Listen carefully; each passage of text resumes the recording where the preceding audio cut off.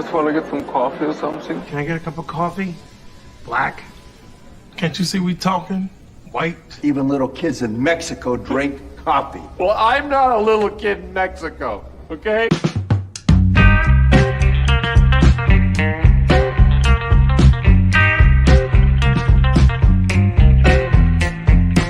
That is the best coffee I've ever tasted. A damn fine cup of coffee. You want a cup of coffee? No coffee.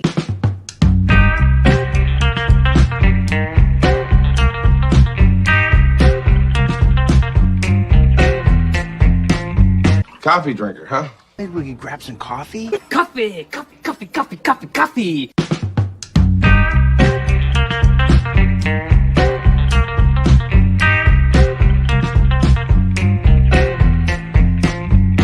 God damn, Jimmy. That's some serious gourmet shit. Me and Vincent would have been satisfied with some freeze-dried Taster's Choice, right? And he springs this serious gourmet shit on us. God damn, Jimmy! That was loud. Yeah, there's a lot of things that are loud.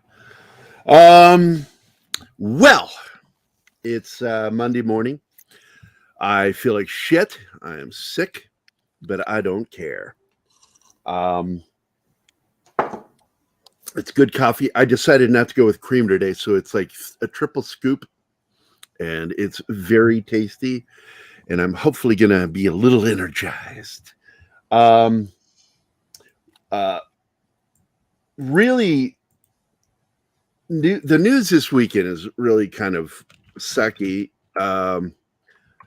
because some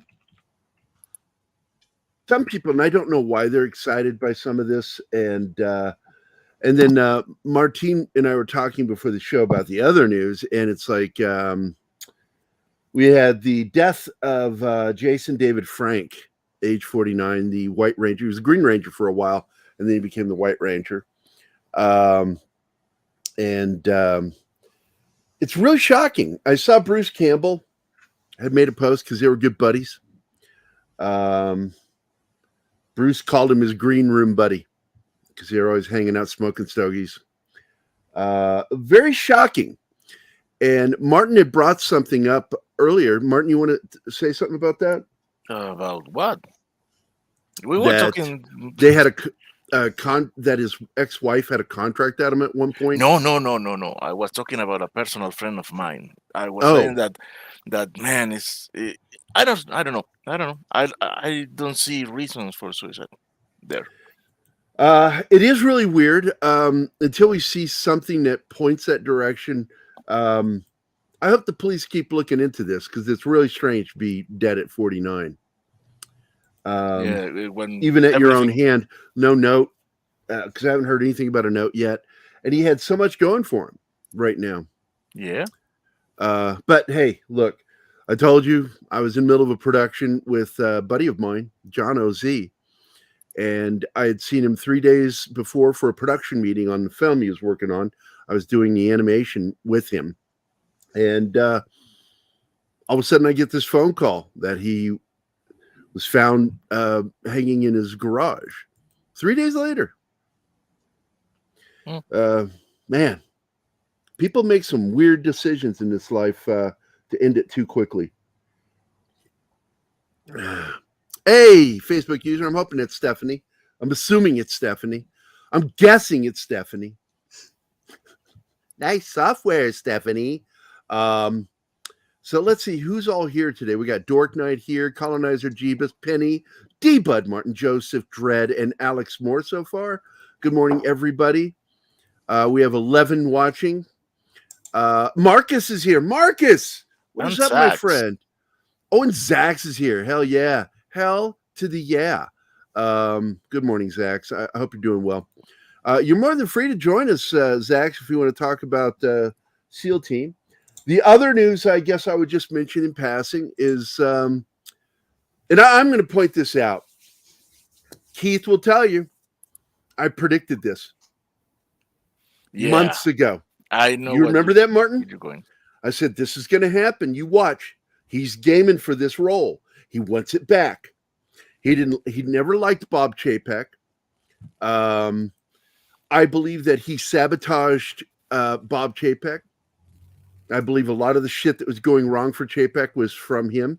I still think that Bob Chapek is an ineffective manager, and he deserved to be replaced. But to be replaced by the guy who hired all the assholes we have problems with is not, it doesn't sound good. And I said if he gets the job back, that we will never see an end to this bullshit with all the woke crap, because he's the one who hired all of them. That was under his watch. And we've already seen that he partook in the backstabbing of George Lucas with Kathleen Kennedy. She didn't do that alone. Bob Iger, Star Wars Land was his. That was his idea. And she made it hers, talking him into doing it with their Star Wars, not George Lucas's. Bob Iger. Jess. And yeah, Zach. And you think that I would be like, oh, yeah, in your face. I'm more like, oh, man, I was right. Oh, because I'm not happy about it. I'm depressed about it because this is not good news for anything from Lucasfilm. It's bad news. Good morning, all of you. I'm so glad to see you guys this morning, even though I feel like shit. I still feel better hanging out with you guys, and especially with the woman I love. Oh, look at her. She's here. Oh, my God. Look at her. I missed you yesterday. I know, because I got all sick and everything. I slept a lot. I felt like there was a full... I don't know if Scott's watching. Man, all of a sudden, he's at my door. I'm like laying there chilling, and he's like boop, boop, boop, boop, boop, at the door. And I'm like, Gary, boop, boop, boop. He's worse than... and he does it on purpose. I'm not like saying something out of turn. He's doing that on purpose just to mess with me. He's not beating on the door, and they need to go in there. And I'm like, I don't want to be around people. I don't want to be out in the front room because I don't want to infect anybody. I'm a very conscientious person, and so I had to leave the room so they could dig under the bed. And I don't know why, but it felt like what do you call it? A full bird kernel inspection. Oh my God, it was funny. Then I was finally allowed to go back to my. Okay, you can go back to your room. Go to your room. Scott, I just go to your room. That was funny, but they were looking for photographs, old photographs. I got to see some of them. Really cool. I got to see his boy Mike through the years. Little spiral photos. Each photo is a year, and then the final one is the last one taken. But I hate having to wait a week per episode like back in the old days. Look, man, a week is one thing. This is why I quit reading comic books, because I'm not going to wait 30 days. I don't want to be on the same schedule as a woman's period to read a new comic book. That's just dumb. And that's why I gave up reading comic books. But waiting a week's not so bad for me, Dork Knight. It's not so bad. I mean, my weeks go by so quickly. I mean, once you hit your 50s, enjoy how fast shit goes by. You wake up like one day a week, and you're like, oh, man, I can hardly wait till hump day. And somebody goes, it's Thursday, dipshit. No, I get him, though. Because with House of the Dragon, I had a hard time waiting a week.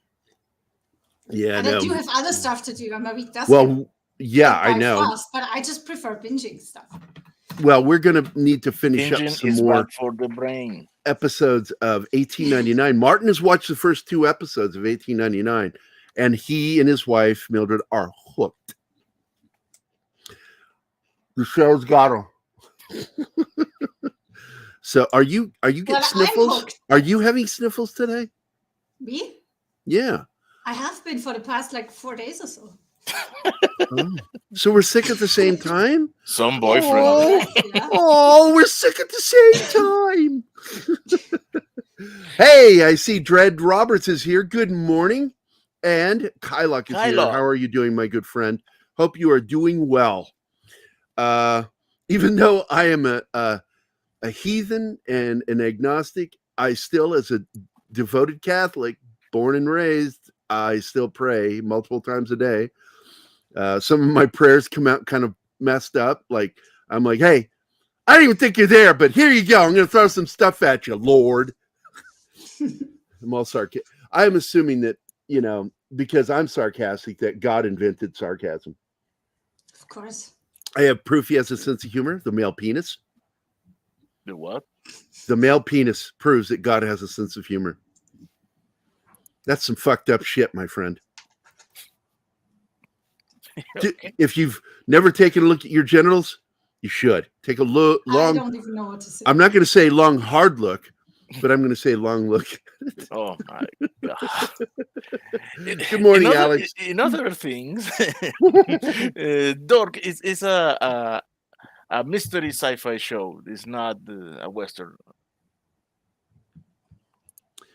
Yeah, and I wanted to show something. I got to open up a program real quick here. Hold on. SketchUp. Where are you, SketchUp? Is it under Google? Nope, it's under SketchUp. Let me go to SketchUp. There it is. What? The logo I'm doing for Dork Night Show. And Dork Night needs to find me in. What do you want? What? Hello? You say Gary? Martin, did I lose What? him? You said Gary. Yeah, I'm having connection problems. It's disconnect me for 2 or 3 seconds. Oh, okay. Like now. It's third world nation internet. I got you, buddy. Everything is frozen for me. Oh, wait. You know what would be really funny, honey? Just go like this. No. Come on, honey. It'll be funny. No. Why am I the only jerk? Oh my God, that coffee is so good. I'm going to show this real quick and then shut it off because it tends to interrupt with my internet. Share screen. Dork, are you paying attention? This is the logo I'm working on for Dork's Side of the Ring. Good morning, Dragon Ruse. Anybody else pop in while I was talking? Nope, that's about it. Make sure I got everybody. Yep, I'm good. All right. Elon Musk's meme game is on point. I know he's just trolling people left and right. What got me was hold on. Stop screen. What really got me and cracked me up this week was when he did the whole poll thing. And I'm like, what's he doing that for? And it was for 2 reasons: to prove a point and to also troll. And then there's a third reason, which is to catch people up in the whole debate of free speech. And the only thing that bothered me, and I don't like Alex Jones, if I've never told you guys, I don't like him because of his 9/11 bullshit. When it starts impacting people's lives, when he's talking about conspiracies, I have a problem. First of all, I'm not a conspiracy theorist. I don't buy most conspiracies. I do know conspiracies do exist. I just don't think there are as many as you think there are, or those of you who have conspiracy theories. Because in order to pull off a conspiracy, or the plot that leads to a conspiracy, in the end, only one person can survive.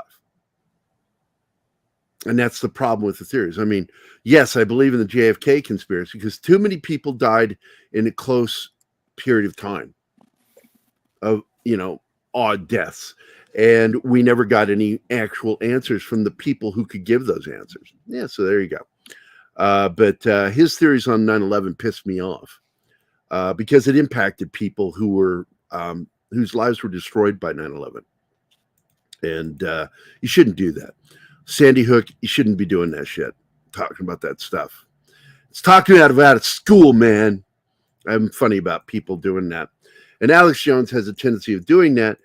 He's entertaining, and I kind of agree with about, 40% of what he's talking about.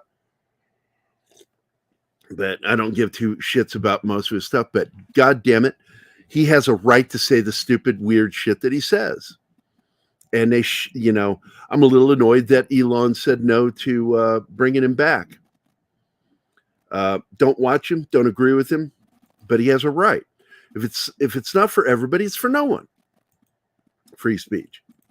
I think Kirk said that, didn't he? These words, if not for everyone, means nothing. Gary is working with the deep state to conspiracy theories. Look into it. I'm part of the conspiracy, man. Well, but I have a close relationship with the FBI, so. Well, to be honest, it's hard to get to call something a conspiracy theory when it's on the news, like the New World Order and the WEF and all that shit. Oh, I believe in the New World Order. That is not a conspiracy, my friend. No, because it's on the that news. Shit's real. You're watching it. They don't have. They pretend it's not the New World Order. They call it other stuff, but that's what it is. And this is why I don't support that one country that's having a problem with another big country. And the reason why is that I don't want to see people die. I hate that. And we should be offering all kinds of medical and food support, but supporting them in their conflict, I have a problem with that because the leader of that country, I'm not going to say the name of it, is a New World Order guy. He's a big Soros guy. So, by the way, Shinatsky is here. Good morning, Shinatsky. How you doing, buddy? Yeah, I just, these people scare the shit out of me. They really do. I'm terrified of those people, and it's really hard to scare me. But New World Order shit, that scares the shit out of me. Liberty, out the fucking door when it happens. Out the door. Your ability to be an entrepreneur, pretty much out the door. They literally are the worst at hiding their shit. Yeah, I know. They're not even trying to hide it. They're masking it. They're framing it. That's all they're doing. So, but I don't want to get too deep into this quagmire. Giggity, giggity. But we should get to talking about the show. We are 17 minutes in, and most of you guys are here. Anima says, BRB needs more coffee. I wish there was somebody here to make me some coffee. Yeah, same. Because my coffee's almost gone. I'm going to have to get up and leave during the show to go make me some more. No, you're not allowed. I'm going to. I'm going to do it. You're not the boss of me. No. Oh, yes, he is. That's how the whole thing works. You don't got no ring on these fingers. Let him believe it, Martin. It's kind of cute. Hey, Real One Nation is here, and Peter Venkman's fan side is here. Good morning. It's good to see everybody, man. It's nice, despite being sick over the weekend, and my nose is still running. I'm sorry. I'm not going to wipe it with my hand. I'm sorry. I apologize. I got to keep going. It's ongoing. Otherwise, I'm going to be dripping all up into my mustache. And then you go, hey, is that a snot sickle? And is because it's really fucking cold out. I probably get snot sickles. On more coffee to make the show go longer. I don't know about that one. But when I was in the Army, by the way, I just made that laugh. And when I was in the Army, one of my buddies looked over at me and he says, do you know you laugh like Barney Rubble? What? He says, you laugh like Barney Rubble. I'm like, no, I don't. He says, yeah, you do. When you find something funny and somebody does something and you laugh like Barney Rubble. I'm like, nuh-uh. Shut up, bitch. Making fun of my laugh. And then I think it wasn't even more than a day. I caught myself doing it. No. Oh shit, I laugh like Barney Rubble. I really do. So Gary also believes something might be up with JDF's death, yet doesn't believe in conspiracies. Oh, no, I didn't say that. I did not say that. That was just a conspiracy theory that was thrown around in my presence. So I think it's odd that we haven't heard yet about a suicide note. I think the police need to keep inspecting, and investigating this. If that was true about threats against his life previously, and he was going through an ugly, brutal divorce. But we've seen sort of the same thing happen before. It's what led to my buddy's suicide. It's what led to I just forgot his name. Hold on. Oh my God, I can't believe. Danny said it before, not everyone leaves a note. Paul Hester, the drummer for Crowded House, committed suicide. And in order for his body to be found, he took his dogs out for a walk in the park, and he killed himself, and the dogs were there to make sure somebody found his body. And that alone was enough. No note was necessary. It was obvious what he did. In this situation, I don't really know the situation, to be honest with you. I know that he was a real cool dude. I heard back from a lot of people who met him. I've never met him. I've been to a lot of cons, never met him. But he sounds like a cool dude. I mean, even Bruce wrote about him today, Bruce Campbell. And I think it's tragic when anybody kills themselves. It is, Kylock. So War Monkey is here. Hail War Monkey. And it's Military Monday, so it's a perfect day for a War Monkey. So I guess we can get into this. I don't know if we're going to do a screen thing or not, because it tends to cause me to break up. So I think I'll avoid it. I would like to, but there's really no way to do it. But I will say that the finale was not a letdown. No. I thought it was a fairly solid episode. They had some really good statements there. Pro-soldier. Very critical of the military in its treatment of combat effective warriors. I loved the end. The last scene was so good. Yeah. But let me see if I can get good photo so I can at least post a picture of it. But do you feel it? And I'm asking out of complete ignorance. Do you feel it like a season end or a series end? Oh, I thought you were going to ask, do I feel like a little girl? No, I couldn't know that. I think we can have hope for another season. Oh, definitely. And That I got to did not say, feel like a goodbye. no, there was no goodbye at the end The of this close episode. up on his face at the end. No, there's more to come. I'm sure. And I I'd be got pissed if there wasn't. I absolutely cannot. I don't feel in any way, shape, or form that this was a finale of a series. This is the best thing they've got going over on Paramount. Paramount is imploding on itself. They're trying all kinds of shit. Fear not. They bring in Hamada. Things will get better. Oh, Jesus Christ. He just got shit canned from Warner, and you scoop him up like you just, what a deal. What a bargain. Stupid. It's dumb. But this episode begins with Black Hawk Down, which I said last week with the position of the buildings. I said that to you, didn't I? Yeah. I said it looks like we're leading to a Black Hawk Down. And I said a I nod haven't seen it. to we're going to see it. That's going to be next week's episode. Yeah. You and I are going to watch Black Hawk Down, and we're going to pronounce it correctly. It's Black Hawk Down. Pronounce that H. Black Hawk Down. Do not say it the way some people do, where it says Black Hawk Down, because it just sounds like you're talking about Keith. Does Keith is allowed. He's allowed. But I always emphasize I'm like Stewie with Cool Whip. How about some Cool Whip, Brian? Cool Whip? Would you like some Cool Whip? Would you like some Cool Whip, Brian? Hey, Brian? Stay cool. I'm doing the Barney Rubble laugh. So I'm going to, I'm not sure how to add these. I guess I'll add them this way. Hello.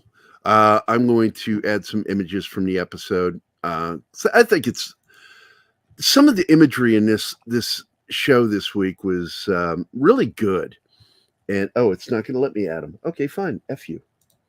Are you really? I cannot believe they just did that to me. Oh, hold on. I just got contacted by Bill over at the radio station. Bill says, I wish I had a second monitor, then I could do it. But with just one. So there's your answer, Chris. If you're watching, it takes 30 days for us to get numbers in for each one of our episodes. That's long.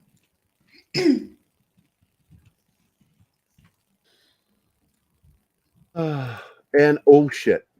Good morning, double checking. Yes, I got to come up with the information about this week's episode. Oh, I'm a little shocked. I thought Don might join us this morning.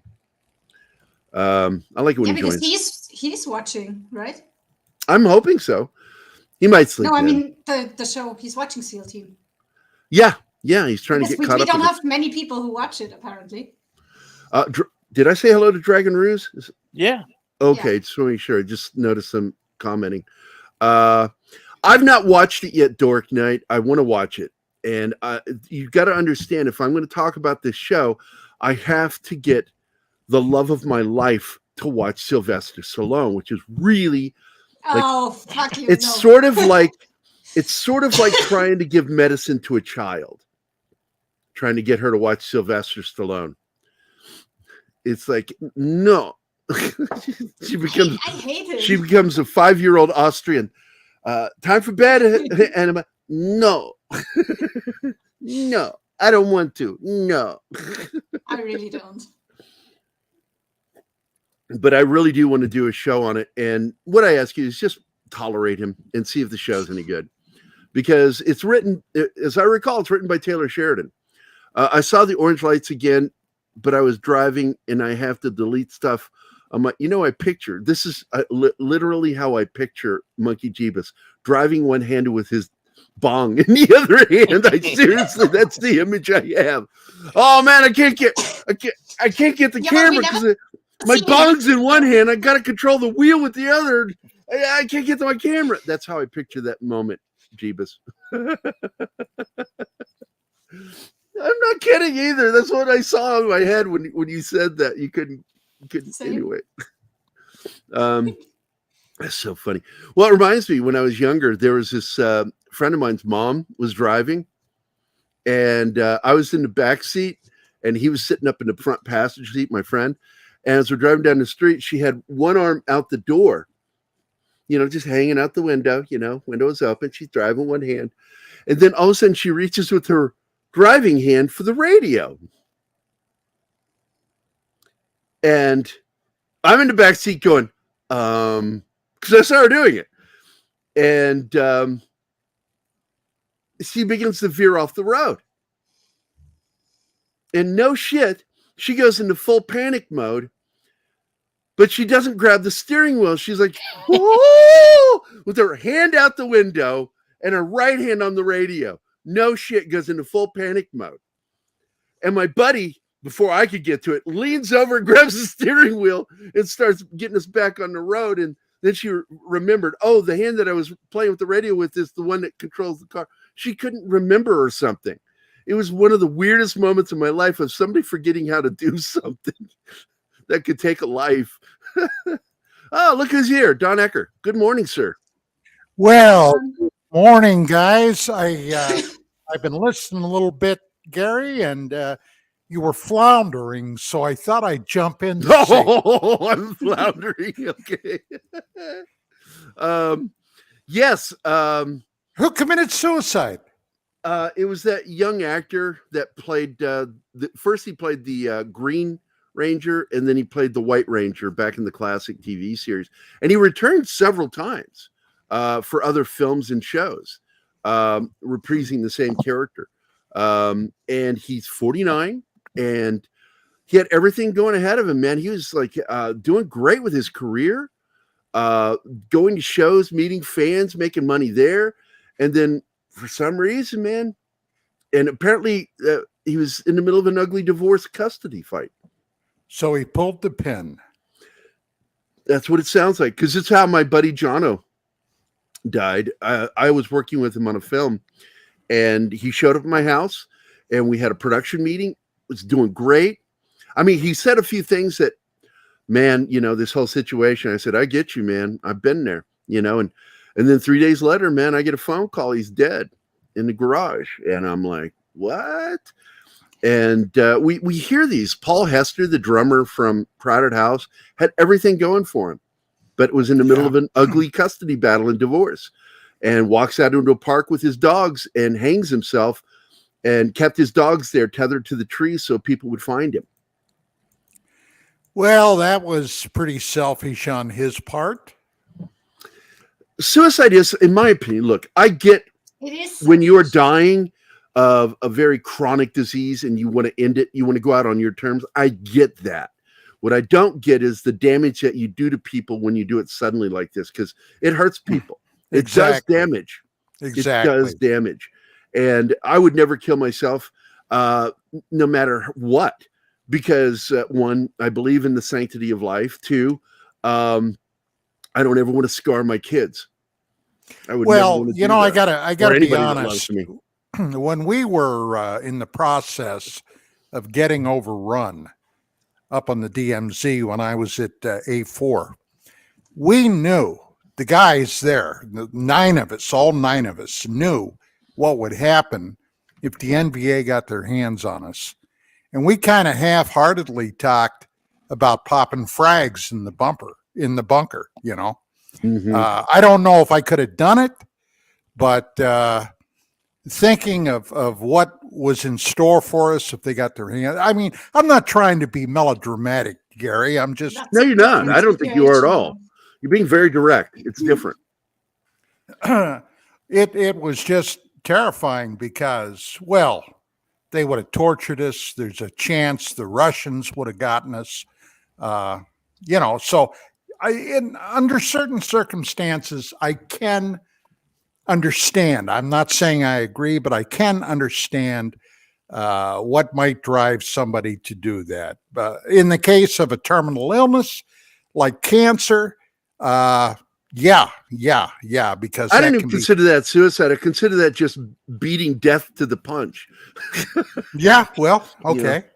And speaking of, I got a video yesterday, John Brandenburg. Yeah, I saw your thing this morning over on Skype. So do you have it? Yeah, I'm gonna send it to you this morning. Okay. But in case for those people that are not aware, on Wednesday when Gary and I do Dangerous Military Nerds, the next episode, we're gonna have as a guest Dr. John Brandenburg, who was the leading physicist that discovered that the planet Mars was nuked twice. And this is absolutely proven fact that this happened. We don't know if it was a natural nuke or what, but we know that. Well, it was an airburst. So it was not natural. Somebody deliberately attacked the planet Mars somewhere between 180 and 200 million years ago.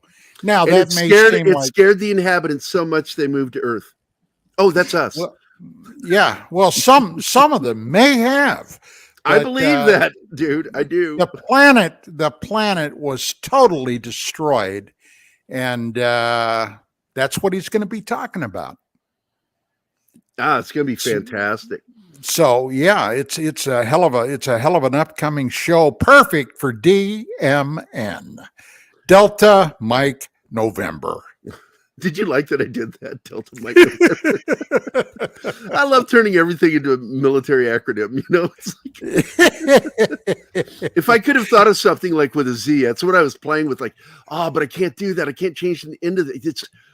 There's no word for nerds that starts with a Z that I can think of. So I just went with that. And so instead of DMZ, it's DMN. So, Anima, how the heck are you? Tired. Tired? I'm not a fan of this Monday, but Yeah, next week, by the way, Don, we're going to be doing Black Hawk Down. Okay. And it's not a war movie. It's, I tell people it's not a war film. It's a combat film. There was no war in Mogadishu, not involving us, but our forces were the ones dealing with everything there. We had basically, there's this hierarchy that you're criminals, man. Well, they're brigands, in my opinion. They're land pirates. They certainly were, and at the time, the administration in office refused to send them needed military equipment that they asked for, including armored vehicles, because we don't need to say the name, but they're sure doing it now, even though we should be hands off on this. Not going to say the name.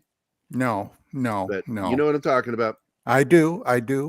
It's just another in a long line of political fuckery. Okay, political fuckery. Hey, ladies and gentlemen, one of my favorite words in the world is the word fuckery. I shit you not. I love that fucking word. Nothing says something is completely grabastically screwed than the word fuckery. I just can't get the past of hearing those fiery rants with that lovely puppy face. But speaking of fuckery, I need to bring us back around. I will tell you, because you brought it up, hotels are pretty popular places. Not surprising. When I worked in hotel industry for a long time as a night auditor, imagine that, me wanting to work completely alone at night when nobody else was around. That was a perfect job for me. And a lot of suicides at that hotel. And it led to me saying something unintentionally effed up during a meeting when we started getting a report of a woman who had committed suicide in one of our bathrooms, that she would show up when people were in there. And the person that was an older lady, and she was on the toilet when she reported it. And my response was, well, that was rude. It goes to show up while she was pooping. And nobody else found it funny either when I said it, but I still find it funny that I said that. That was rude. Rude. R-U-D-E. Are you guys hearing me? Yeah. Yeah, we are. But getting back to the show, I was off getting my other cup of coffee. Yeah, I wish I had somebody to get mine, man. Damn it. Because I have to walk away for a minute when I need a refill. But and I do need one. I'm feeling very much better than I was yesterday, because coffee is a magic drug. The Pope's the original Pope that approved coffee. I can't remember which one it was. Said coffee is good. He understood. He knows what I'm talking about. You should get a coffee maker and put it by your. You get a coffee maker. Oh yeah, Martin, electricity doesn't allow it. Yeah, I can only run so many things out here. Well, use a French. No shit, man. If I plug in one more thing right here on my desk, everything gets set up. The little button pops out. Get a French press, Gary. Get a French press. What I want is actually to get one of those things that keeps a cup of coffee warm. That little thing you sit on your desktop. But again, it has to be USB for it to survive. Right. Otherwise my power goes off. But I've tried to find her spirit and absorb. Jeebus, you are so fucking weird. I swear to God, but I love you, man. You're just finding that out. No, I'm just pointing it out. You are really fucking weird, but I love him, man. And I got to say, I'm not going to say any names. I know somebody's pissed at me in the chat. They're not here. They will only show up on shows when I'm not here. And that's sad that you're missing out on the fun, because I'm not the only person here. And you're missing out on the cool fuckery that I bring to the show. I love that word so much. Hello, scary. I hope they get over it, because I don't mean anything personal when I say things to people. And I tell people it's just being matter of fact. If somebody tells me I'm criticizing something and then they go, well, I like it. I'm like, well, then you like crap. That's what you're admitting to. I'm sorry, but that's what you're doing. You know, you're not telling me that it's good. You're just telling me you liked it. And people like shit. I like shit sometimes. You know, film and TV, not like real shit. I'm not a fecal philiac. Hey, speaking of, did you all finish 1899? No, we've gotten 3 episodes in. Martin has gotten 2 episodes in. I finished it Saturday. The whole series? Yep. Okay, I want to know one thing. Don't tell me anything.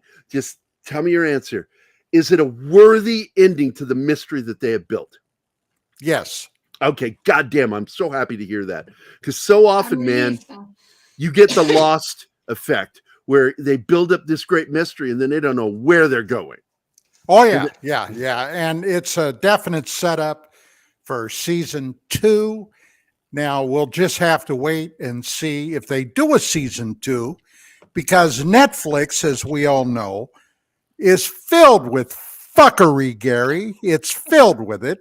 Yeah, but they have started trying to stand against the woke mob, and they need to do I'm talking about how many shows that they just arbitrarily decide, oh, that's enough. You're done. Canceled. Oh, well, they do 3 seasons. CEO of Netflix is woke as fuck. Well, he is, So but I they have a believe lot for of management there that's saying, hey, you want to make money? Do not do what Bezos did. Don't do that.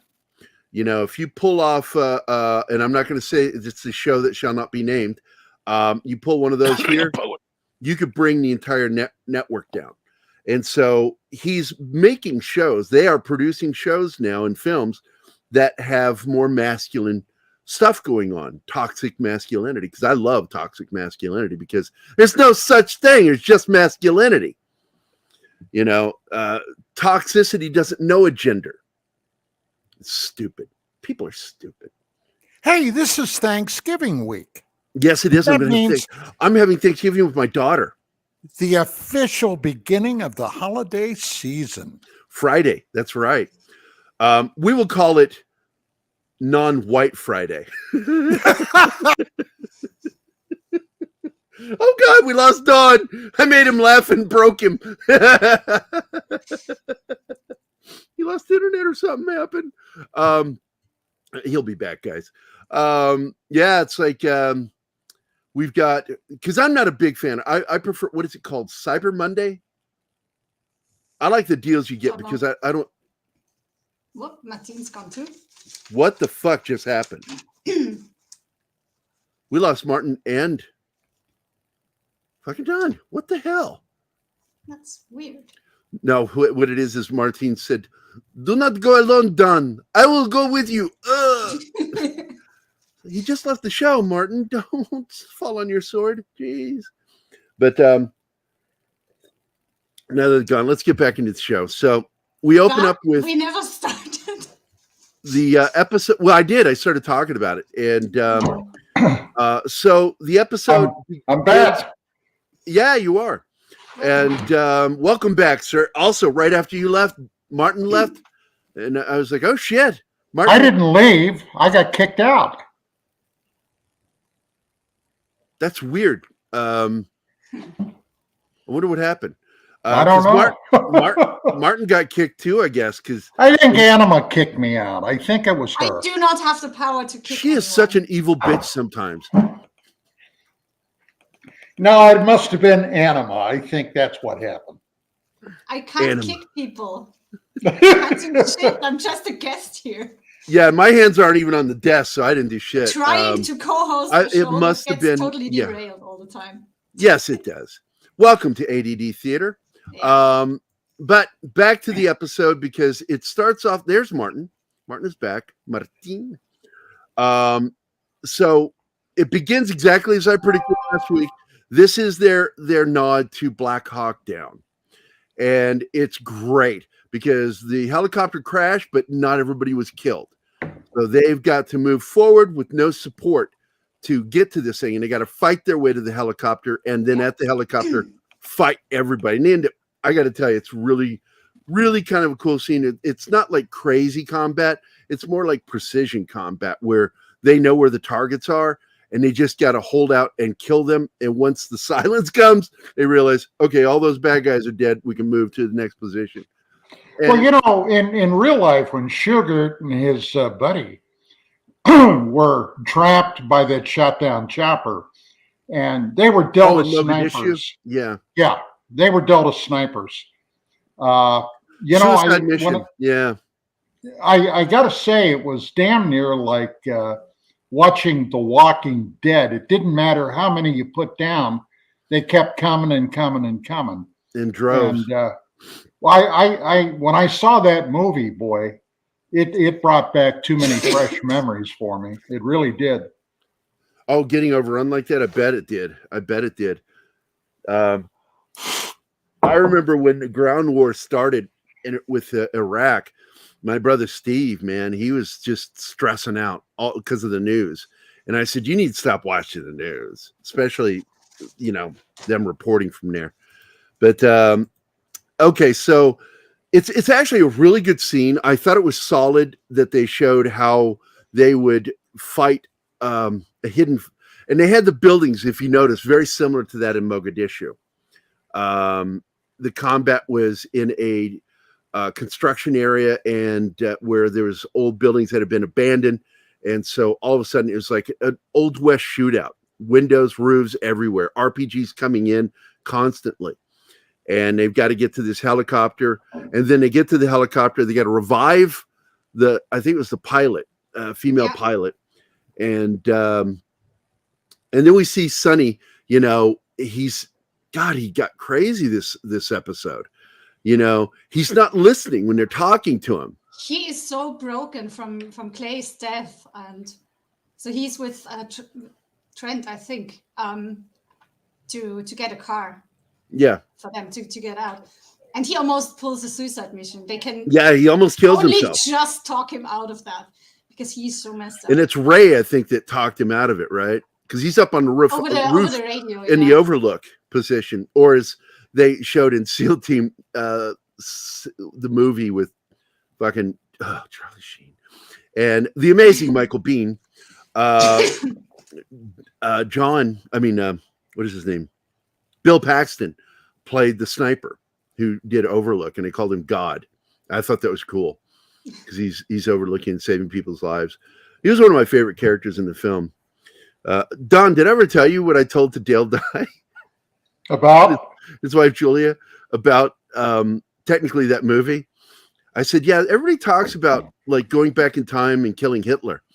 I said, if I could go back in time, I would kill Charlie Sheen after he made Major League and Platoon, but before he made Navy SEALs so they could get somebody else. Yeah, that would be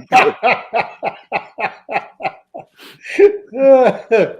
He was at my dining room table. Him and Julie and a bunch of my other business partners were all sitting around the table, and they were like, "What is wrong with you, Gary?" Kill Charlie Sheen before he did SEAL Team. Save that movie because he was the worst character in that film. And don't get me wrong, I think he can act. I really do. I actually enjoyed him on that 2.5 Men. That was a fun show. Great. But that show was. Then they replaced him, and the show was dead for me. It didn't work. No, it didn't work. Ashton Kutcher doesn't have the personality for that. It never. And Alan, you know, his brother. Well, I forget the actor's name who plays him. John. What is his name? Cryer. Yeah, John Cryer. I liked him back in the day, man. He was an understudy. A lot of people don't know this in several productions with Ferris Bueller, actor. When he would do a stage play, John Cryer would end up as his understudy because they're so similar in how they act. But I always thought it looked like Jerry Lewis. You know, it reminded me of a young Jerry Lewis. But I love that show. And the crazy stalker neighbor. God, she's gorgeous. I'm like, why aren't you in love with this girl? Oh, she's crazy. Every woman's crazy. You just got to find the one that's got the right crazy for you. You can't have as much shit going on in your body biologically, fucking with your brain, and not be a little crazy. I feel bad for women because your bodies are like your enemy. Sometimes, yeah. No, they are. I've seen it. Like I said, I work in the medical field. I learned that shit, and I'm like, my respect for women like tripled when I worked in the medical field because I'm like, holy shit, the stuff you guys go through, man. And then like one of my buddy goes, oh, stub my toe. So have you ever had a period? I never said that. I delivered a baby on January the 11th, 1974. I delivered the baby. That was the moment when I was, God, crazy glad that I wasn't a woman. Yeah. I mean, I think the closest I've ever seen to something that could be that painful is I had a patient that I took care of home health care, and I lived with him, and I love this guy. Parkinson's, old professor, retired, and art. He was the head of the art department for the University of Illinois, and he had what's referred to as a supercolon. That's where your digestive tract isn't working correctly, and it's going way too slow. So you get a slow impaction is really what it is. And it would be like giving birth to a fucking Nerf football every time you poop. God. And I would tear up because I knew the agony this man was in, and I had to help him. You know, my job was to help take care of him. And I felt awful for that man. And that happens to a lot of old people. They get those super colons, man. It's terrible. Men and women both. Always take a healthy laxative. I'm not kidding. I'm being dead serious. If you Isn't start, it great to get old? Because as you get older, a lot of people don't realize peachy. They become dehydrated. They don't drink enough. And that's what leads to this.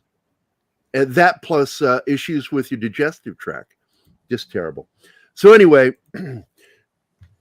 this episode brought to you by Clearlax. Anyway.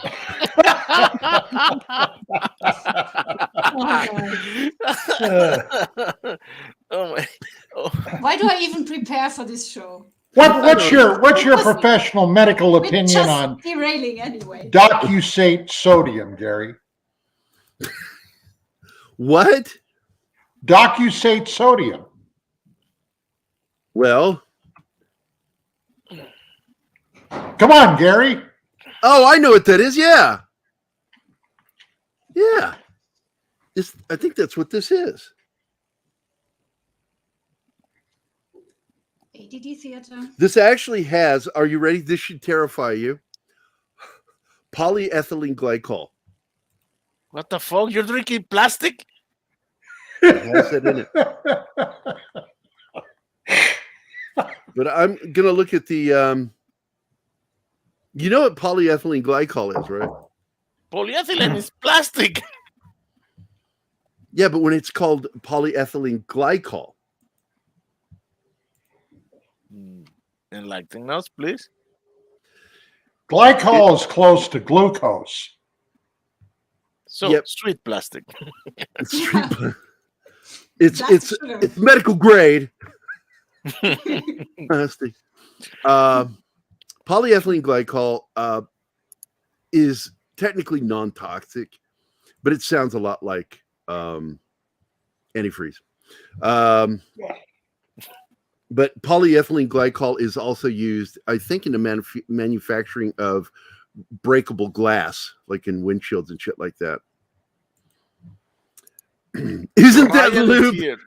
Dork. Hey, Brian. Oh, isn't it salty enough without adding extra salt? Yeah. All I got to say is with the elderly, it's all about polyethylene glycol is designed specifically to work in the human body for you to retain fluid in your digestive tract. That's all it's designed to do, is to absorb fluid and keep fluid in there. If you become dehydrated, you still have enough in your system. Sweet plastic sponges. Nice. Oh, just got a message from Chanel. She says, she said she's sorry that I'm sick as shit, even though you can't tell right now because I'm so hyped up on coffee. when I woke up this morning, I was like, Coffee is a magical drug. What I would love is caffeine distilled down to its purest form so I can snort it. Well, there are sites when you can make it. I think can't speak today. When you can buy soap bars with caffeine, so you can absorb it through the skin. Oh, yeah. Well, Civil War soldiers used to chew the coffee beans. Yeah. And I'm going to tell you, I've actually done that.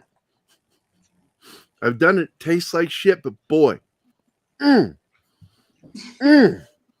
kicks. Oh, man. But in the Army, look, a lot of guys smoke in the Army, and a lot of people consider cigarettes a soldier's best friend. No, it's coffee. Those little packs that we would get out in the field with our MREs, man. We would stockpile them, trade things for them. Hey, man, if you got to drink your coffee, I'll give you my apple. I'll give you my dehydrated peaches, which was amazing, by the way. That was one of my favorite treats. Same thing in Vietnam with the sea rations. I've eaten sea rats, especially with Mormons and non-smokers. Yeah, Mormons and non-smokers get the cigarettes from them because the sea rations used to have a little pack of 4 cigarettes in each ration. Man, there are. Of course, now if you got a Chesterfield or a Lucky, as opposed to a Lucky Strike, you were striking out. But hey, you got a Marlboro, you had won the lottery. I cannot remember the sodium. Back in the days when I smoked. There's a special something salts is what it was called. Hey, someone's getting a call. It's Bill Skywatcher wanting to know what we're doing Wednesday. Because that's what Chanel was going. I told her after the show today I would come up with the information about this week's show. But there's this stuff in our during basic training that we were given in our food, because I noticed something. I didn't notice it, actually. It was Julio noticed it. He goes, "Yo, Kiss, man, I need to talk to you, man." I'm like, "What?" And he goes, "Yo, man, when I wake up, I ain't getting wood." And I'm like, why are you talking to me about this? He goes, "It ain't natural, man. I always got wood in the morning." And I'm like, "Yo, SA, I don't." And then I stopped and I went, "Wait a minute. I wasn't getting it either. I always woke up that way." And I'm like, "Well, maybe it's just all the stress we're under." He's, "No, man, I think they're doing something, man." And I went, "Okay, Julio, let's go talk to some of the guys." So we would do it in the latrine. That's where we would all hook up, because that's where the washing machines were, the big row of sinks. And we were all sitting there, and there were like 15 of us talking. And all 15 of us were like, yeah, all of a sudden, like, we're not having morning wood anymore. I'm like, okay, something's going on here. And I'm like thinking, oh my God, every meal we're served potatoes, every meal.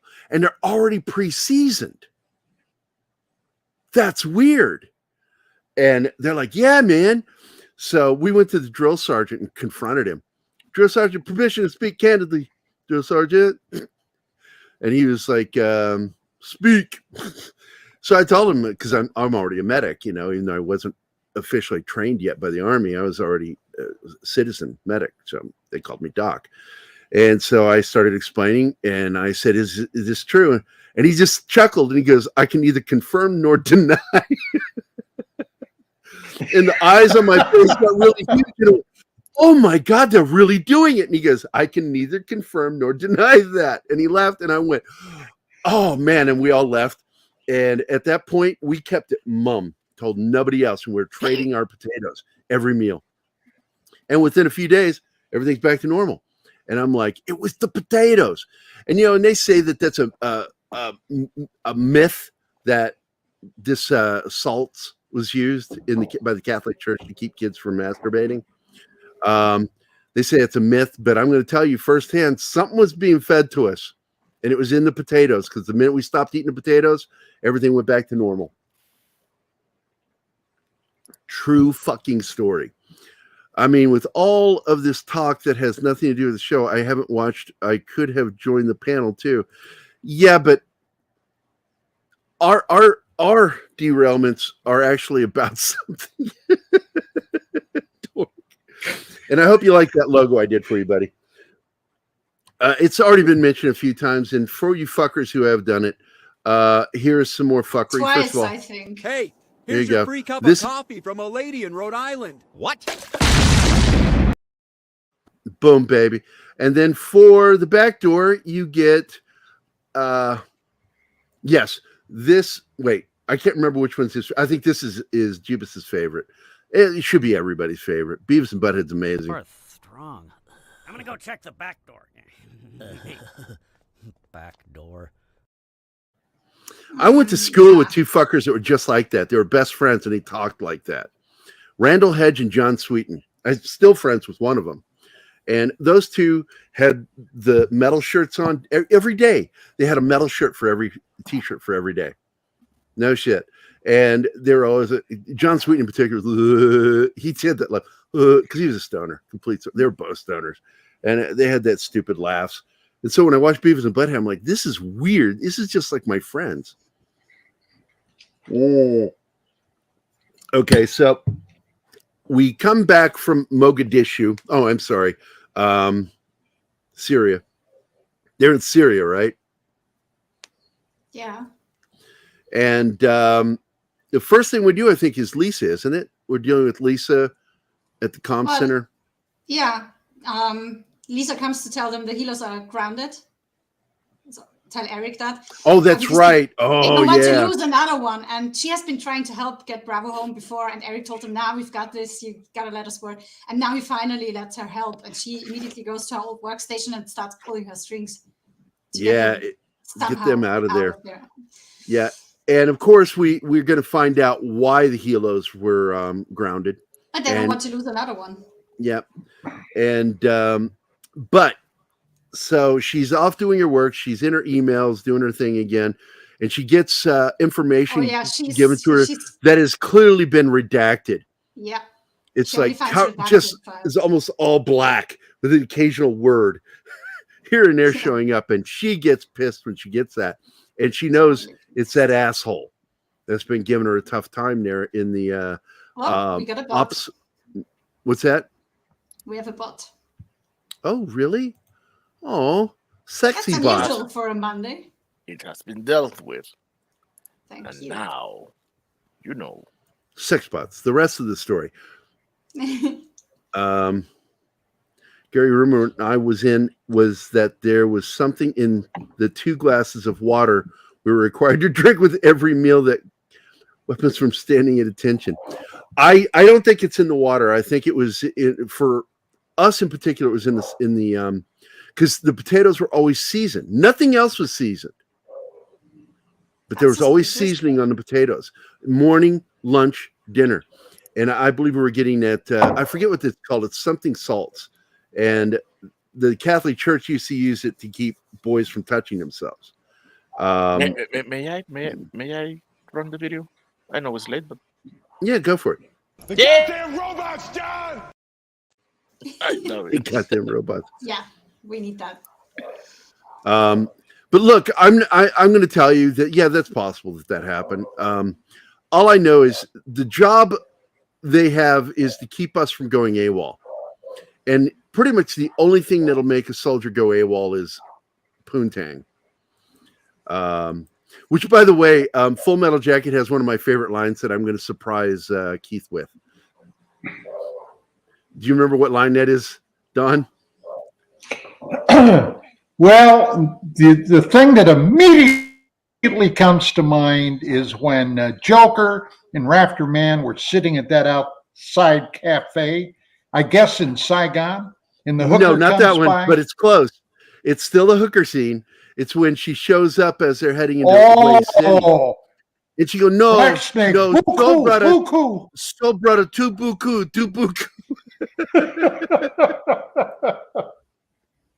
I love that. All swinging dicks must hang. Is that line from Animal Mother? I love that guy. I follow him in real life. He's one of the only 2 actors that I follow on Twitter. Him and Adam Baldwin, the only good Baldwin, and James Woods, who's got an IQ almost double, and he's not double mine. He's about 30 points higher than mine. He's a genius. He's like one of the smartest dudes I've ever seen talk. And if you've ever heard him speak, like just speak. And you find out like a lot of his dialogue in Hercules, the animated movie, is improvised. He just made up all that shit. It's amazing. They went back and changed the script just to fit his dialogue that he, was ad-libbing. And he loved doing that part. He agreed to do it, even not paid. And he shows up for even the animated series. That's him doing the voice. Jeez, it's so fucking cool. You're not going to know just how cool he was until we lose him. So Lisa is, she knows there's a problem that has to be dealt with. And we know that Sonny is still blaming her for everything. And that's going to, that's going to come to a head this episode too. But the next scene is when they get out, they get rescued out of there. Right. But yeah, they have been given a new exfil site, and on the way there, they discover a checkpoint. And to go around that would take way too long. So, oh, yeah. And Jason's like, yeah, open to suggestions, guys. And Omar comes up with a plan. And the plan is that Jason covers his face. And the two of them approach the two checkpoint guys as kind of as friends. And Omar talks to them in their language and says like, hey, didn't you hear the enemies have been killed? And then they shoot them dead. And that's that. Yep. He tricks them into, because he's speaking their language. Yeah. And all of a sudden they just drop them all. Yeah. And this is, I think, to make more concrete that he's part of the team now. Because he's always teamed up with Jason now. Yep. Always. And I still think this is a strategic thing because I still believe somebody's feeding intel. And so Omar is the new guy to the team and the one I suspect most. So, but then we move on to the next scene. They are on the plane and talk about Clay and how sad they are that they missed the funeral. Because sometimes things take longer and you're not home in time. And that's kind of one of the prices you pay for doing that job. Yep. And it's a good scene when they get back. But do we have anything between? No. No, we just go straight to them showing up the cemetery. At the grave, yeah. Well, look, guys, this is a great time to let you all know I've got to bail out. Looks like somebody set about a pound of C4 off in my hair. I got to go in and take a shower and maybe even scrape my face before my wife kicks me the hell out of the house. But it has been great. Gary, we'll chat later. Anima, Martine, everybody else, have a fantastic day. You too, Don. I'll talk to you later, my friend. We'll see you then. Bye. Bye, Don. And Don has bugged out. Yeah. It's always good to see him. Oh, I'm out of coffee. I'm out. But anyway, so they're backstage side, and we get to see Sonny finally, deal with Clay's death.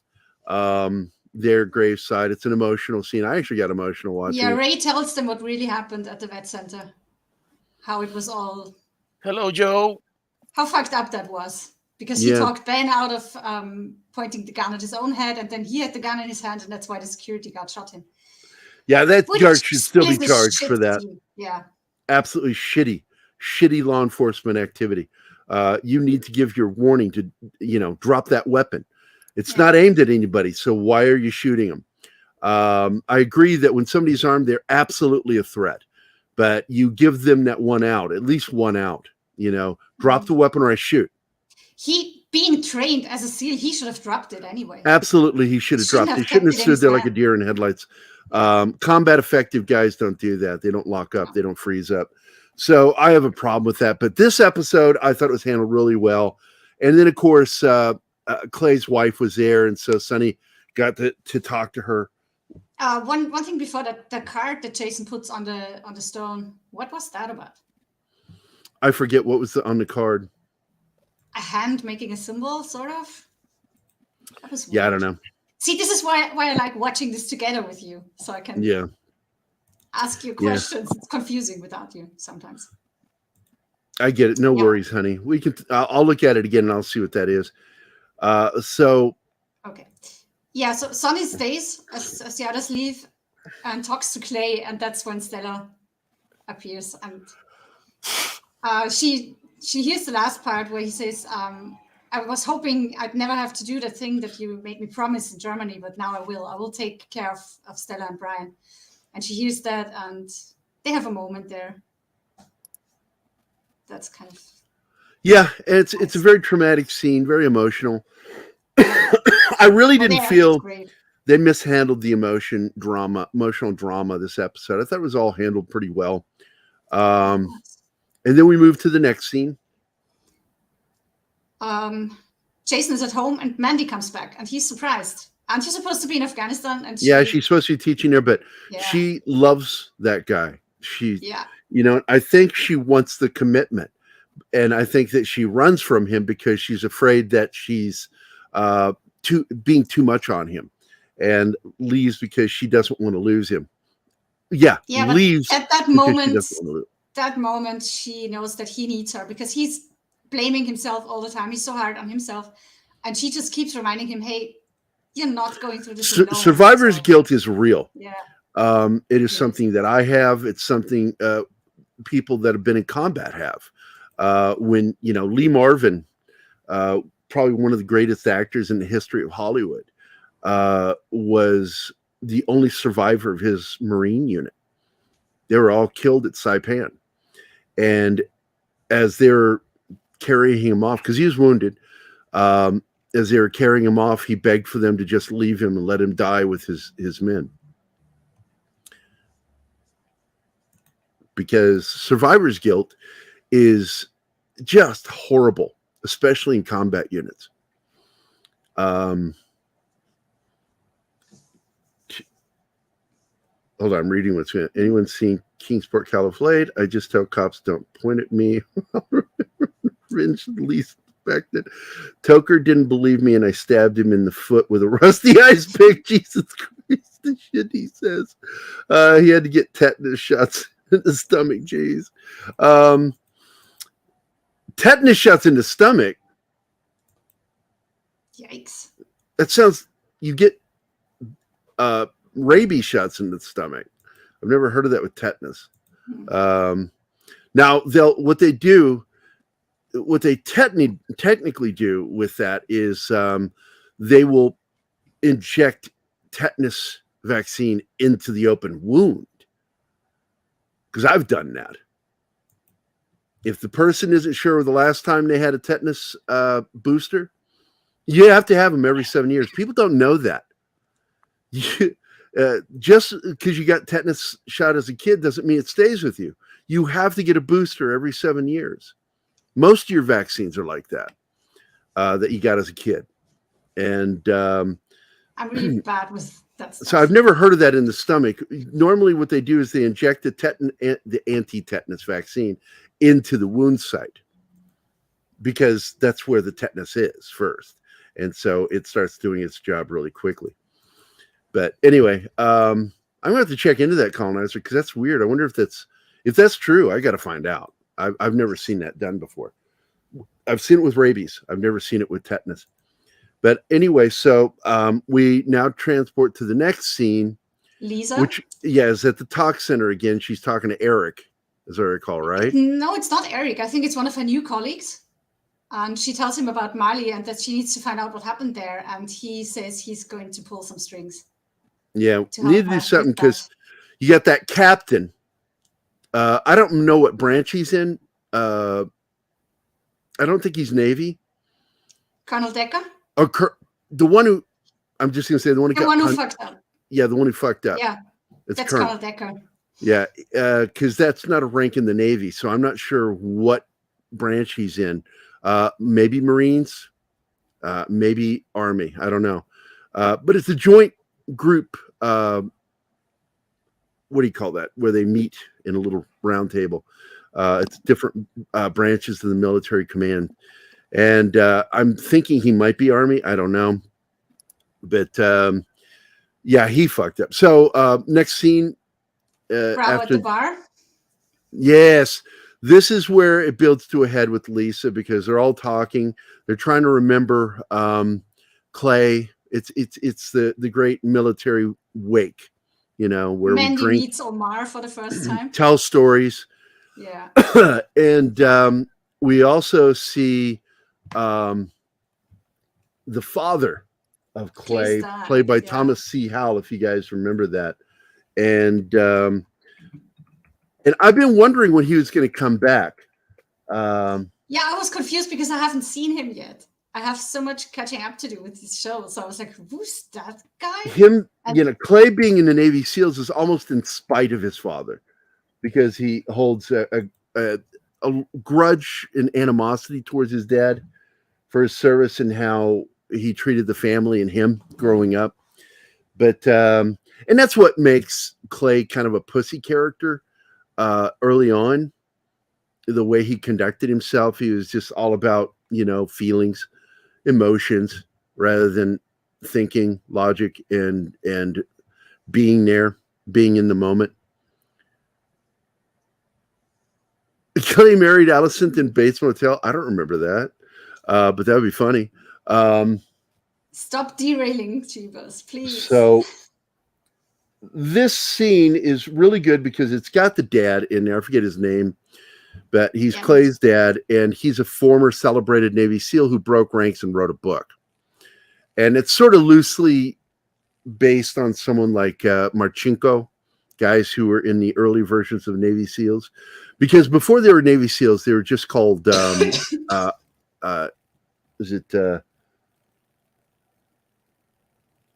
underwater explosive demolitions, UED.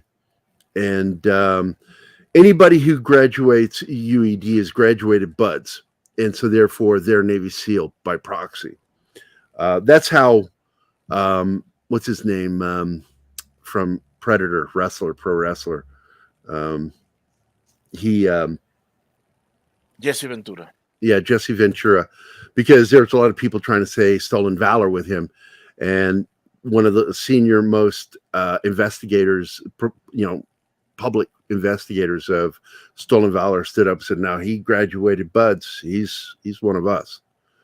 And so he gets to say he's a Navy SEAL because he graduated.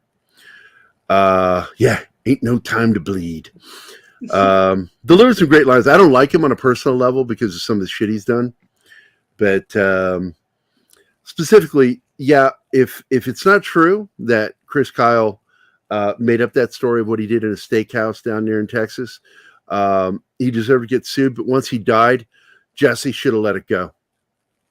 Instead, he took money from the wife and kids. And that's unmanly. I don't give a shit if somebody says, oh, fuck you. That is an unmanly thing to do. You don't take food out of the mouths of kids. And that's exactly what he did. Robert Remus? Where do I know that name?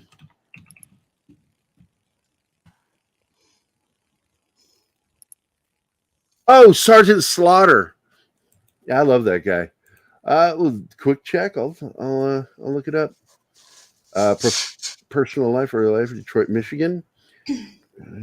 Wrestling, played football. I do not see anything in the military. Control F, military. He never served in the military.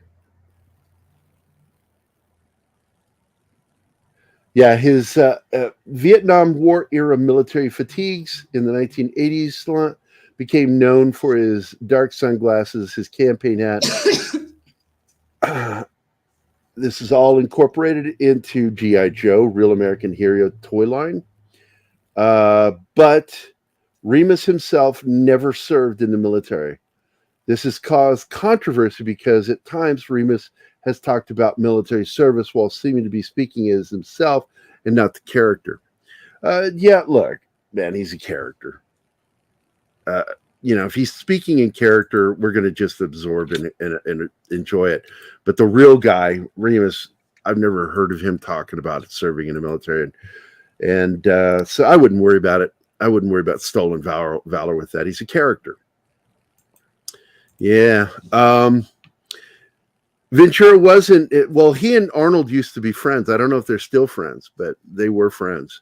Those big badass mofos were like tended to gravitate to one another, despite their animosity towards one another. Stallone and Schwarzenegger were doomed to become friends because they tend to be a little bit of the badass that they represent. Although I will point out again, Don talks about this all the time.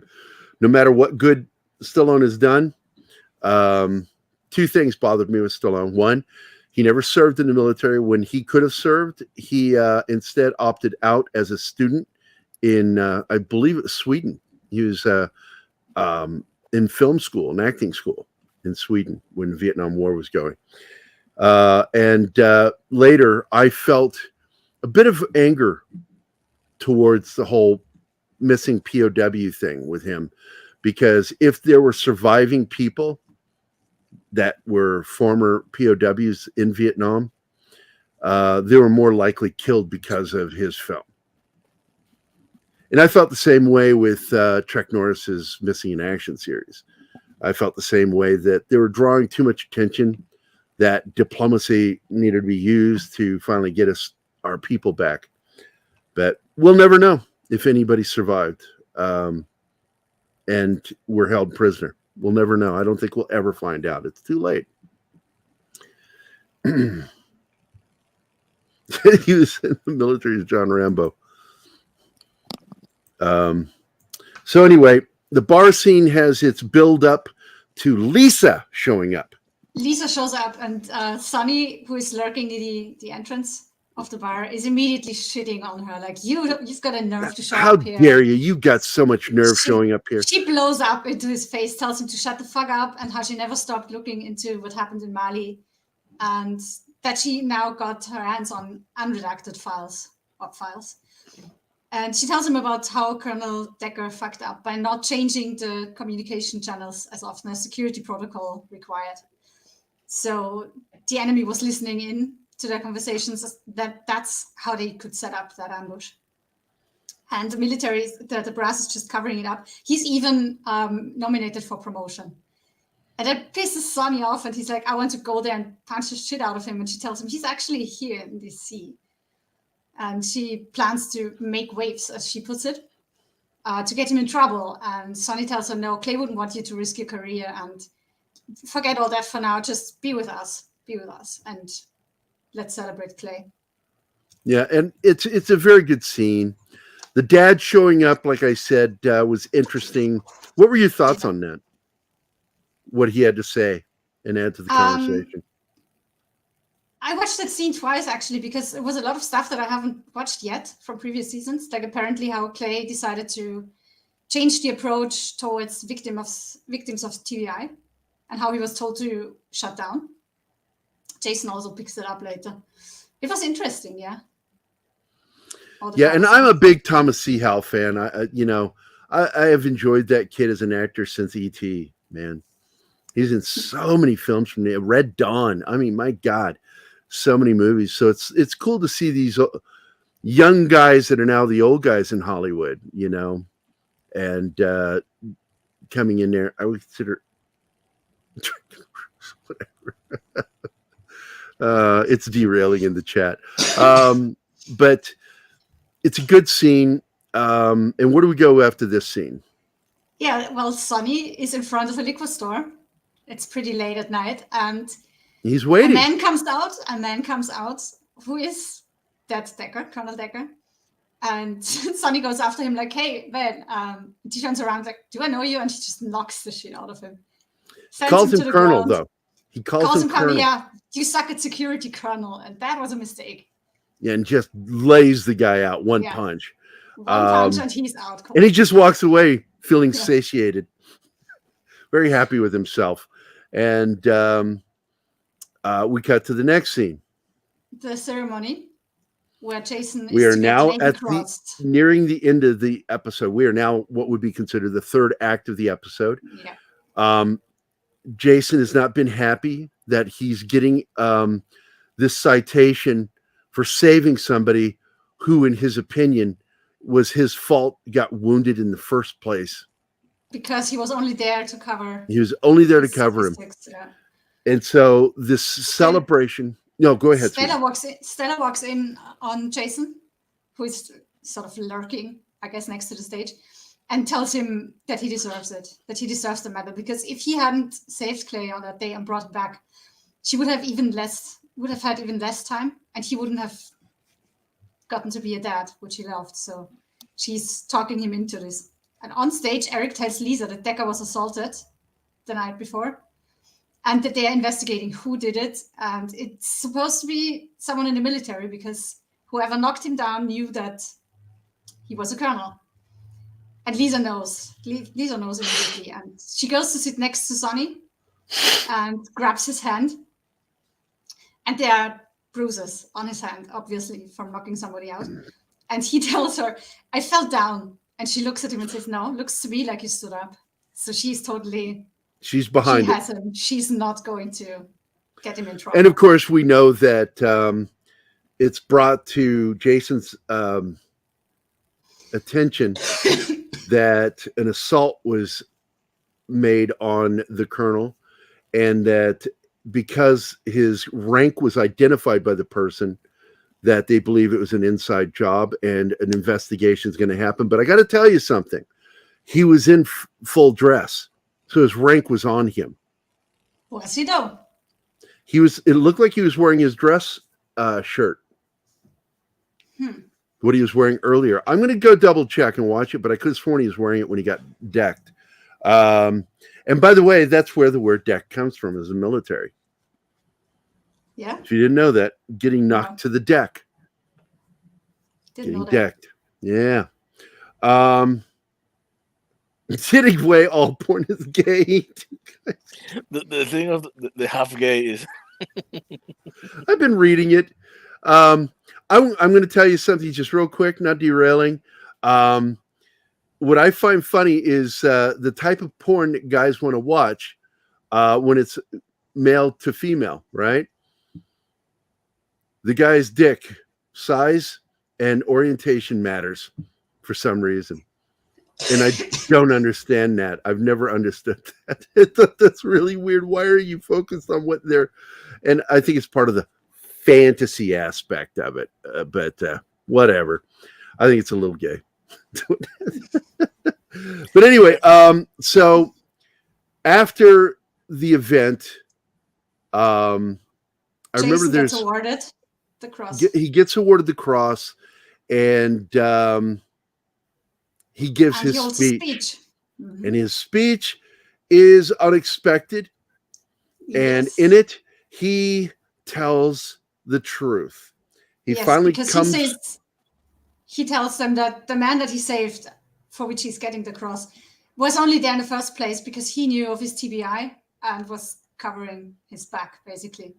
Yep. And so Clay's he'd been lying. Yeah. And he's going to pick up Clay's fight to protect the protectors. Those are his words. Because the way they deal with TBI and stuff like that is just not the right way. And he takes off the cross and puts it down and leaves.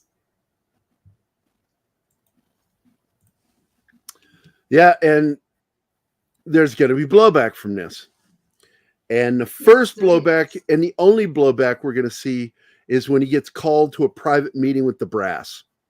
The very last scene, yeah. The very final scene of the season. Him standing before the brass and them, Eric, of all people, dressing him down for doing what he did. What do you think you accomplished by doing that? You made us all look bad by doing that.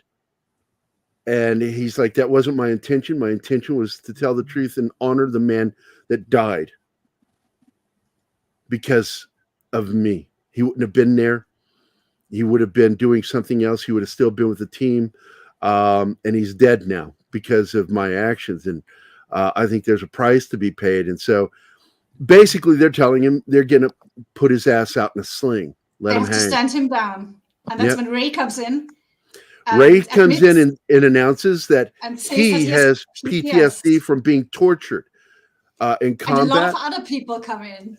The entire Bravo team and a lot of other soldiers. Other Navy personnel that are combat effective. All admit to their problems. Probably Echo and Charlie came in there, and they all state that they all suffer from PTSD, TBI, tinnitus, just all these different combat diseases that they've kept secret because they love their job as warriors. That was such a great scene. And we had at least two more scenes that we just jumped over. One is Ray and Naima at the vet center, renaming it Spencer House. Yeah, they named it after Clay Spencer. Yeah. I thought that was really nice. Sonny is with Brian and Stella, and he plays with Brian and tells him how cool his daddy was. And Stella's listening, and then she puts up a picture of Team Bravo in his nursery to keep nightmares away. That's kind of sweet. Yeah, and of course we get to see Sonny playing with the baby. Yeah. So it was really good. I'm going to go ahead and show this image because I love this shot. Here you go. Which one? That one. Yeah. That's them standing.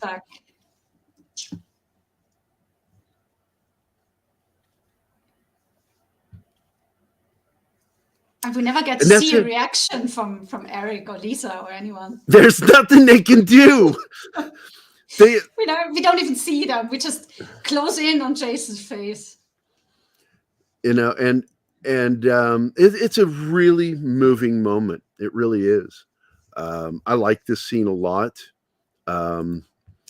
It shows the camaraderie of the team. I'm going to pull this one up to open image and new tab.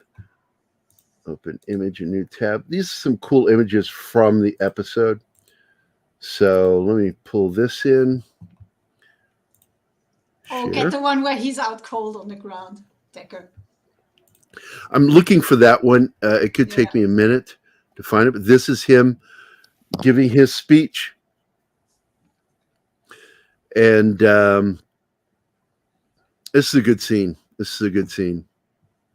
Yeah. Powerful shit, man. And get one more. Oh, this isn't a good quality picture, but I do still want to show it. Ah, man, do we not have a better shot of this? Give me a fucking break. There we go. Now we're talking. Share screen. Boom. And that was from the opening when they had to rescue the Black Hawk team. Yeah. Maybe it's the quality of the picture, but man, that chopper looked like made of cardboard. No, it's solid. Yeah. I don't know how they dressed it. I'm assuming because getting a hold of Blackhawks is actually easy now. Even old Blackhawks to do damage to that don't function anymore. Especially if you're a Taliban. Taliban, me banana. Hey, that's Wolfgang is in the chat. That was really cool how they got to the chopper. Hello, John. 2 snipers on the roof and two teams of 2 on the ground moving in tandem, you know. Yeah, because Sonny and Trent were to get the car, and Jason and Omar were on the way to the they used actual military tactics. Yeah, and Brock and Ray were on the roof in sniper position. Hey, I wanted to ask you, why did they change positions all the time? Well, it's a stagger position. It's what I did. I told you the snipers on the roof. I mean, why did they? They changed positions all the time. Like, well, they got to make sure that they've always. Until Ray was like, "Move out of the way. I'm gonna do it." They have to have eyes on at all times. Yeah. So once the other team that's on the ground keep moving, staggering, moving forward. They have to move to a new position to always maintain direct eye contact on their men. You don't ever want to lose eyesight, of the guys in on your team. Yeah, we have that's good great news. That's good to hear. Fantastic, buddy. Good news. I want to say hi to Joe's Atmosphere. And of course, Bill Barkley is here. And Cavatino Calverman Che. How you doing, brother? Hope you're having a good day. Nerds with Arms. It just sounds fucked up. You can say it just still the word arms always cracks me up. It doesn't sound like weapons. It sounds like I have arms. Yeah. I'm being ambushed here. So and that's the end of the season. Great episode. Good finale. I think they made up for some of their bad writing over the season by delivering They did. I'm still angry with some stuff that happened this season, but overall, I enjoyed it. I really enjoyed watching this. You need to go. I can hardly wait for more. Yeah. And they're crazy if they ended that show, because it's the one thing they got going for them right now. That and Yellowstone. Now that they got the rights back to show Yellowstone on Paramount, they've got two powerhouse shows. So next week we are going to be talking about a classic Ridley Scott film, Black Hawk Down.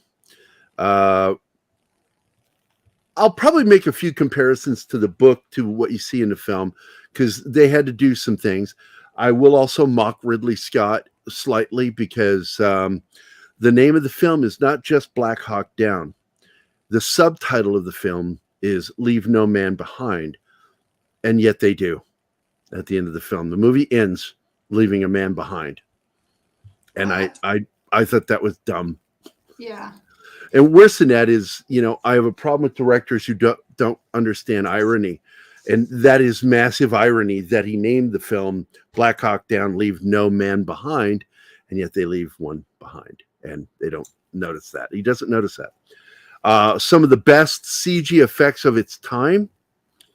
It really is really good CG, the way they did a lot of the stuff, including the way they matted in backgrounds for some of the helicopter shots when they're in the helos. We have a guy flying around in a Scorpion. It's a Bell helicopter.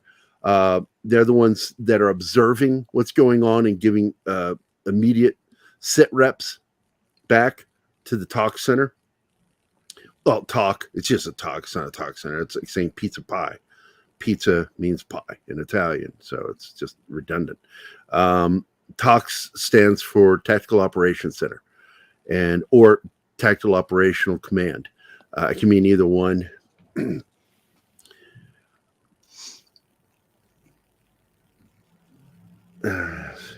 Yes, I've seen the trailer for it. Harrison Ford has lost a lot in my book, and a lot of the respect I had for him is really flying away. It started in the 90s, and it's slowly built to now to where I wish he would just fucking retire. Stop saying things in public. I think that he's a doddering old man now, and it's sad. Guys like Gene Hackman and him, Gene got it. He fucking retired. Left film. Stopped speaking in public. Other actors, Sean Connery did it. Harrison Ford, I believe he shows a lack of class with some of the stuff that he's done, including being a part of Indiana Jones 5. I just thought, what?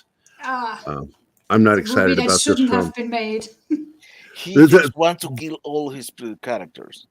The last one shouldn't have been made.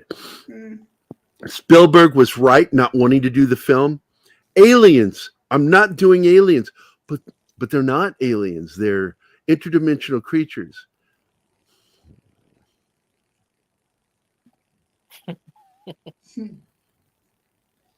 I have nothing to say.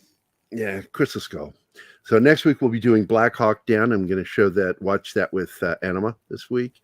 And each week we're going to talk about either a military show, or I'm actually thinking about going back and watching some of the top episodes from classic TV shows. Like The Lieutenant was a Vietnam era television series created and produced by Gene Roddenberry, and starring Gary Lockwood, another Star Trek alum. He's also an alum of 2001: A Space Odyssey. His character, Frank Poole, is murdered by Howell out in space when he goes to fix the antenna. I'm always been a fan of, and I met him, by the way. And you know what? I was at the convention he was at in Seattle, and he spoke to me that I know I was in 2001: A Space Odyssey, but I'm a Blade Runner fan. Said that to me directly. And I'm like, wow, thank you, man. Blade Runner's a great film. Yeah, Andromeda. I thought the show was okay. It had a cheese factor I didn't like. I don't like cheesy. Harrison helped me up because I slipped on fake ice. I don't even know if that's real or just shit that you're saying. Just don't know. I'm going to tell you, I met him when I was a kid, and I hung out with his oldest boy, and Willard, or not Willard, Benjamin. And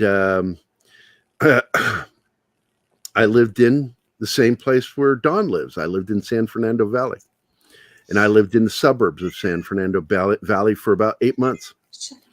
Yeah, shut up, stupid cat. But I don't know. I enjoyed it. But anyway, let's get out of here, guys. I want to thank the Dork Knight, Colonizer, Ebenezer Jeebus. That's your new name. Change it. Ebenezer Jeebus. Yeah, I like that one. Oh, bah humbug. Got to switch it, make it his own. What would be a good one that would fit with bah humbug? Jesus Christ, you even derail in your thank yous today. I'm just trying to think. Well, I just said Ebenezer, so I got to. You'll just get a headache. Yeah, anyway. So Penny was here, Dork Knight's mom, D. Bud Martin, Joseph Dredd, Alex Moore, better than Alex Less, Marcus A., Zax, a.k.a. Kyle, Dredd Roberts, Kylock, Dragon Ruse, Shinatsky, the Peter Vinkman fan site, Real Wade Nation, War Monkey, Sox Bulletins, the 70s rock fan, our good friend Brian, Bill Barkley, the other Scotsman. 2 Scotsmen popped in right around the same time. That's interesting. Joe's Atmosphere, and Cavatino Cavalryman Che. It's good to see you, Che. Good to see you. Great show. Thank you for being here, hon. I want to thank Don for dropping in with us. Even though he wasn't on the show, I'm glad that Chris was able to drop in and say hi to us before the show. He had to go do some business, deal with business. You're a wee show. Have a great day to you too, Joe. Anything else we want to add? I think we're there. Anima, thank you for being here. People. Martin, thanks for being the right side of my brain. Yeah. Don't worry, man. I do worry. I worry all the time. Hey, remember that? Hey, guys. Thanks for watching Pop Culture Minefield. If you've enjoyed the show, please make sure to like, subscribe, and don't forget to click the bell icon for updates on our shows and channel. Also, please leave a comment, and we'd like to know what you thought of the episode, as well as letting us know if there's something you'd like us to cover in a future episode. Don't forget that you can become a member of Pop Culture Minefield now. Make sure to visit our membership page and merch store at popcultureminefield.com. You can always find Pop Culture Minefield on Twitter, Facebook, Instagram, YouTube, and Twitch.